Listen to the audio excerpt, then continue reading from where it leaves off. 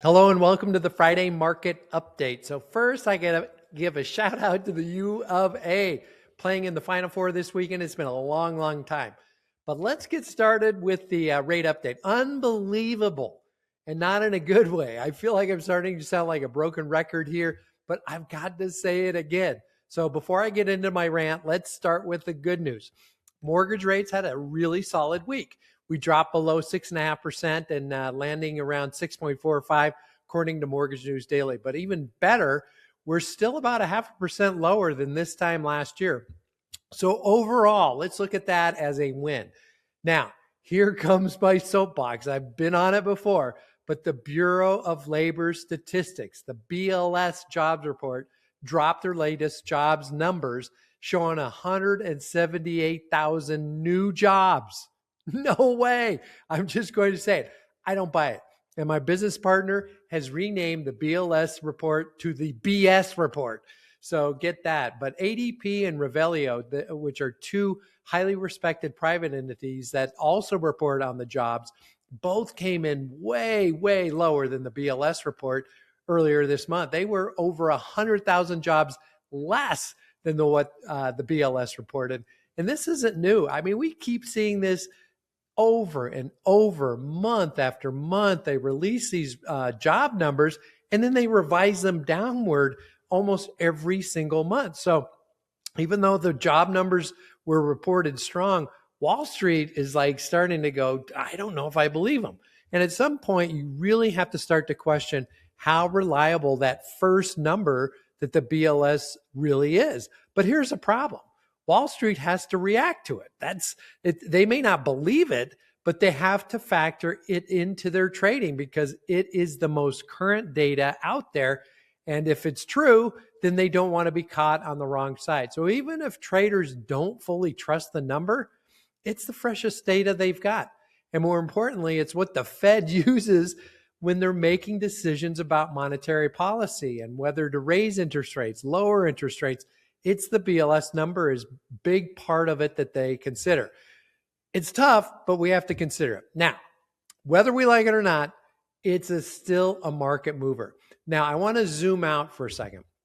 Before everything going on globally, the economic fundamentals were actually lining up very well. Inflation was cooling, the job market was slowing, but not breaking. Now, everything pointed toward mortgage rates continuing to trend downward. Then guess what happened? Oil stopped flowing. Everything happened overseas, and we can't look at oil going throughout the country. So when oil prices go up, inflation fears go up. And when inflation fears go up, mortgage rates follow. So if oil starts to settle down, we've seen a little bit of settling. I fully expect rates to follow it lower. But we're not out of the woods yet.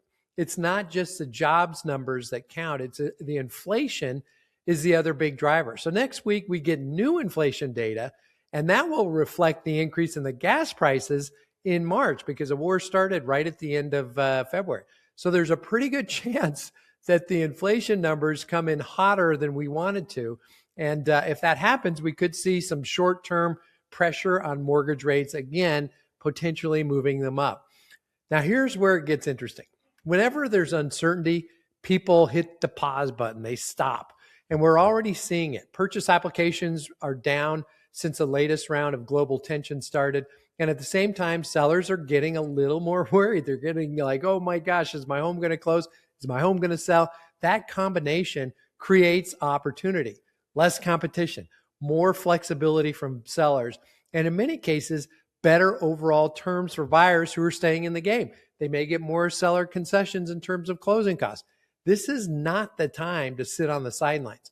And this is where the conversation with your clients really matter. It's easy to get caught up in what's happening right now, this very minute. Everyone does it. We become very focused on the moment. We're in it right now. We become very myopic in our view. But real estate has never been a short-term game. It's a long-term game. Most buyers are going to go be in their home for 7 to 10 years.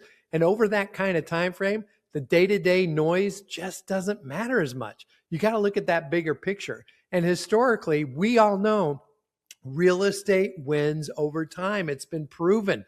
It just does. It's a fact. So the better approach is to just zoom out, buy the home, enjoy the home, stop watching the market every single day to think you're rich or poor or this or that, something's going to happen. It'll drive you absolutely bonkers. So because chances are when they look back years from now, that home is worth more than what they paid for. And same goes for the sellers. So most sellers today have built significant equity over the last 7 to 10 years, which is how long people hold homes. Even if they don't hit the absolute peak price they were hoping for, they're still coming out way ahead. And when they turn around and buy again, they can benefit on the new buy side of the transaction too. So now let's talk about the big picture driver behind all of this. We still simply have a housing shortage. You don't hear about it as much right now just because of all the turmoil that's going on. But simply put, there's not enough homes for the number of people who want them. That hasn't changed. And it's not getting fixed anytime soon. It's expensive to build a home with all the regulations, all the soft costs, all the building increases in building materials. Timelines are long, and it's simply hard to build a home and get enough homes for the shortage.